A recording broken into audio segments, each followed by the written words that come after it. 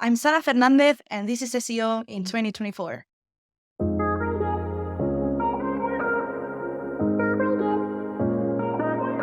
Sara, what's your number one SEO tip for 2024?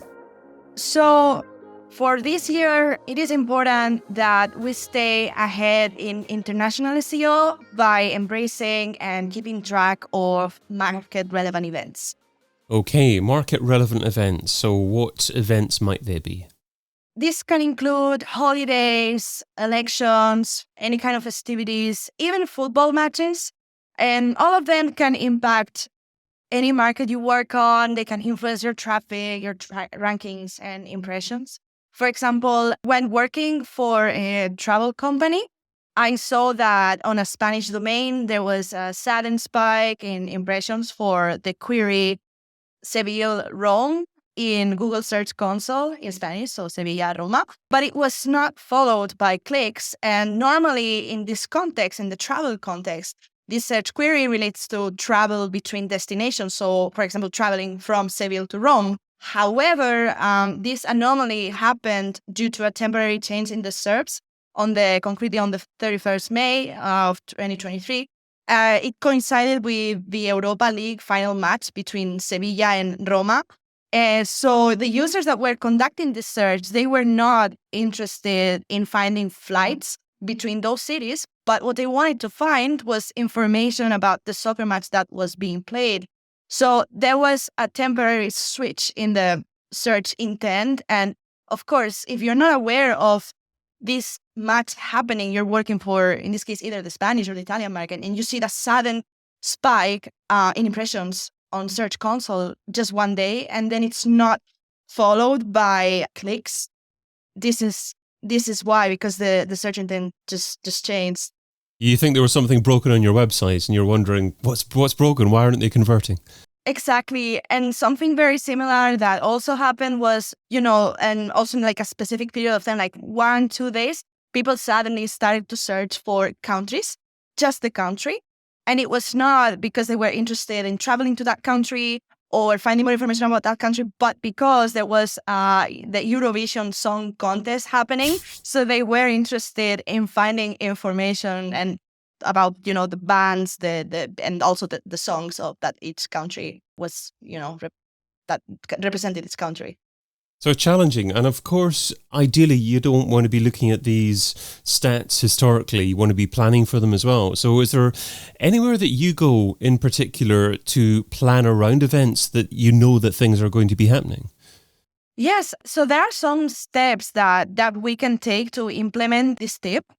So the first one would be creating a calendar of market relevant events. A calendar for each market that includes holidays, any kind of festival, elections, sports event, any significant events for each target market. Also, depending on the company size, but if possible, if we have like a dedicated marketer, for example, for each market, it is very useful also to be able to communicate with them, but also depending on the chats that we have, the different channels, that these marketers, so a dedicated marketer per country or one person that takes care of this, that regularly, let's say every week, if there's anything important happening in our key markets, that this is communicated via chat. So not just the calendar, but also that there's communication between the different marketing teams.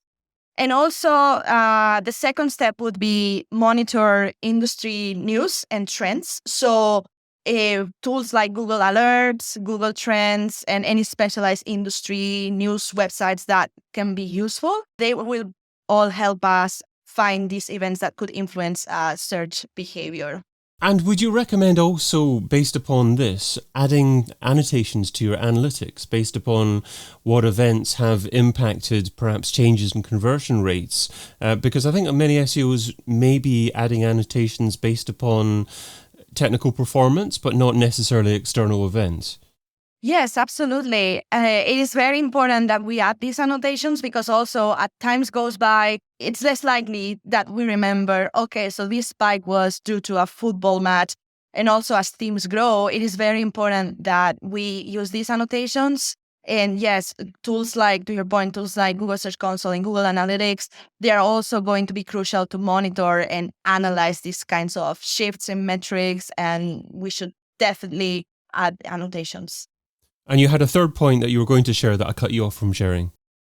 Oh, yeah, it was basically that. I use tools for data tracking. So Google Search Console, Google Analytics, as well as, regularly perform keyword research to identify any shifts and adapt content and campaigns. So we should also leverage these events to develop content that, targets these campaigns. Depending on our business, they could also benefit us, and we could create special offers or promotions that are related to these events as well. And how do you know definitively that it's this event that has caused the anomaly within your search behavior? Because it could be that you work for a high traffic website that's got lots of different things going on all the time. So it's important to be able to pinpoint it and be fairly confident that you're accurate with that.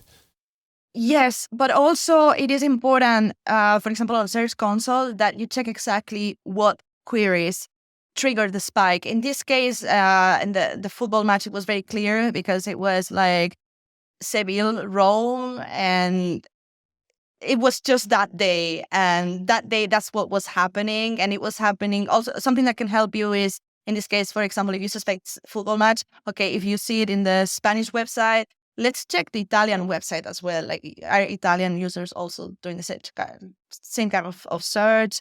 And also compare like countries where perhaps this event is not that relevant. But yes, generally you see it thanks to, checking, not just assuming, okay, there's this event happening, that could be the reason, but checking like what actual queries are users searching.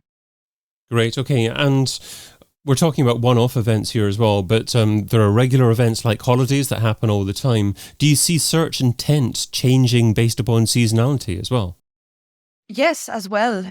It can happen. Or for example, you may have a word, let's say the word Texas. It can be a state in the US, but if the music band Texas is playing, like let's say they do like a world tour or something, and suddenly you start seeing, like searches like for Texas in the countries where they're playing, or locally, that could also be the reason. So there could be events like that affecting the searches. Okay, so don't always just trust your data on face value. Make sure you do a little bit of greater depth analysis, and hopefully you can pinpoint one or two areas that aren't initially obvious.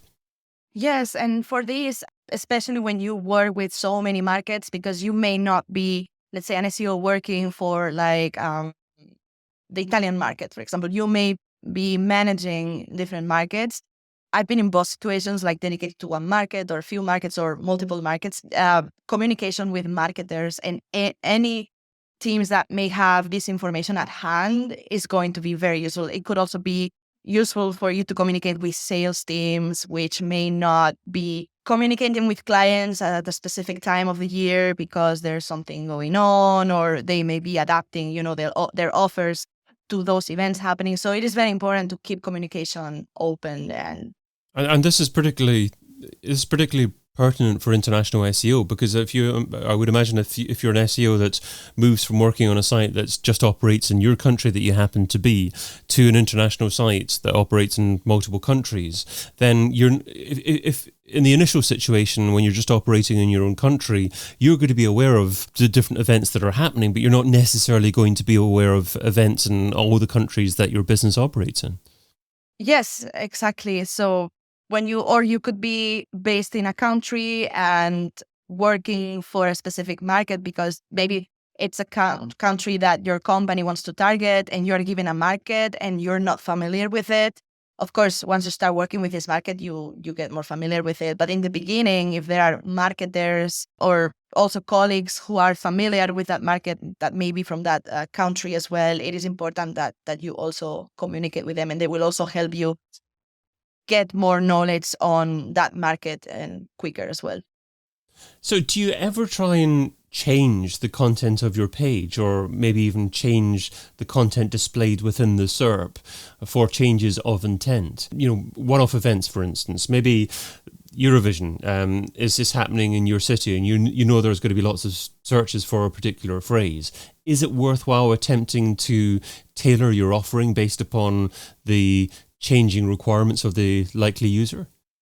It will be, for example, if we're talking about the travel industry, in this case, you could create campaigns that in a way target the event. I guess that in this case, what matters here is that we are aware of, these anomalies, like that events can temporarily change the SERPs. And if we see any drops, this could be like, this is the reason in this case that, this event just happened. And for this short period of time, users searching this were more interested on, something that doesn't have anything to do with our business. But as a business, if we know that there is something happening, some big event, we could, tailor our content, create like a dedicated campaign to that or landing page, but that would be something different. Okay. So it sounds like it could be more of a paid search or other digital marketing medium that could take better advantage of a one-off event like that. But what you're saying is, from an organic search perspective, the key thing is to be able to articulate maybe to your direct line manager what is likely to happen or what happened. So you can be on the front foot and you can say to them, look, we had a drop in conversion here, or we didn't have as many visitors as usual coming to our website, but this is the case. And Exactly. They're going to be a lot happier with you because of you being able to explain that straight away. Exactly. You will also show your market knowledge. Superb. Well, if an SEO is struggling for time, what should they stop doing right now so they can spend more time doing what you suggest in 2024? So it is important that we stop relying on one-size-fits-all strategies for our markets, and that we tailor our efforts to the specific dynamics and events and nature of each market. Because when we allocate time and resources to understand to these market-specific nuances, we'll get better results. If we start with a one-size-fits-all strategy, we are going to waste more time in the end. So when we allocate resources to research and data analysis for each market, we are going to create a better experience, and also our campaigns are going to be much better. So rather than applying a blanket approach, we should tailor our strategies to our market-specific nuances and events. And what does this mean from a technical perspective? So, for instance, if you're using hreflang for international sites, and you're highlighting alternative pages in different countries, you're suggesting that perhaps the pages in other countries could have quite different content on them to target more for a local market. Is it still relevant to mark up that page as an alternative version of a page in your country, even though the content on the page might be significantly different? So if the content changes a lot, it would not be an alternate version, because we will be talking about, let's say, for example, we have a page that talks about a specific event happening in, let's say, Dia de los Muertos in Mexico. So we have an event happening in Mexico, and in Spain, this event does not happen, but we have like a page that is like a similar event for Spain. This wouldn't make any sense. These are like the event happening in Mexico doesn't need to be relevant for Spain, and we don't have that page in Spain. So we would not, unless we don't have a page. I'm trying to find like the scenario where it would make sense. A page on the Spanish website talking about this event about Mexico, but why would we have it in the first place? No, if it's a campaign for another market. Yes, unlikely. You might talk, I guess, about the experience in another country, but it wouldn't be from the same perspective, the same type of content. So I guess it emphasizes the importance of not automatically creating alternative versions of your same page in every other country, because it's not necessarily relevant for users in different countries. Because it's not the same page anymore in the first place. Yeah. Sara Fernández is an international SEO consultant. You can find her over at sara-fernandez.com. Sara, thanks so much for being part of SEO in 2024. Thank you very much, David. I've been your host, David Bain. Get your copy of SEO in 2024, the book, over at seoin2024.com.